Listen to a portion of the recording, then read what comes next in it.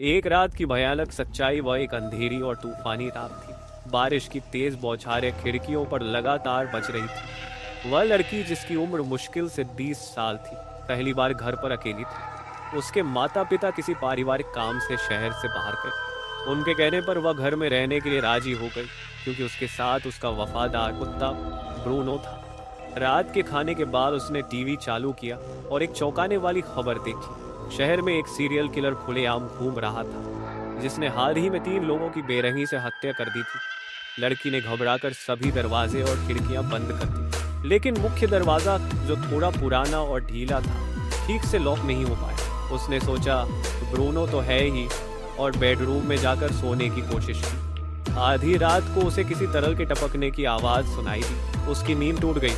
उसने सोचा शायद बारिश का पानी कहीं से टपक रहा होगा। वह वापस लेटी और ब्रूनो के पास अपना हाथ लटकाया। कुत्ते ने प्यार से उसका हाथ चाटा और वह थोड़ी राहत महसूस करते हुए वापस सोने की कोशिश करने लगी, लेकिन टपकने की आवाज़ बंद नहीं हुई। वह उठी और टॉर्च लेकर रसोई और बाथरूम में हर जगह चेक किया, लेकिन सभी नल बंद थे। उसे कुछ भी असामान्य नहीं दिखा। वह फिर से अपने बिस्तर पर लौटी और ब्रूनो के पास अपना हाथ लटकाया। कुत्ते ने फिर उसका हाथ चाटा। टपकने की आवाज अब और तेज लग रही थी, लेकिन डर के मारे वह कमरे से बाहर जाने की हिम्मत नहीं जुटा पाया। उसने खुद को समझाया कि यह सिर्फ उसका वहम है। सुबह के करीब वह किसी भारी चीज के गिरने की आवाज से जागी। पूरे घर में सन्नाटा था। घबराई हुई लड़की ने कमरे की लाइट चालू। ब्रूनो कहीं नजर नहीं आया।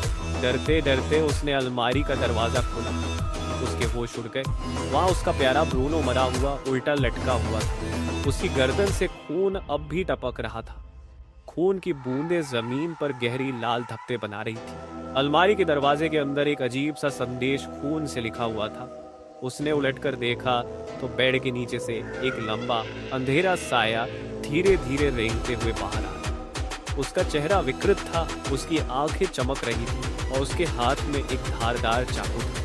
लड़की की चीखें पूरे घर में गूंज उठी, लेकिन तेज बारिश और घने अंधेरे में उसकी आवाज बाहर किसी ने नहीं सुनी। अगली सुबह पुलिस को घर के अंदर सिर्फ खून के धब्बे और दीवार पर लिखा वही खौफनाक संदेश मिला। लड़की और कातिल दोनों का कोई निशान नहीं था।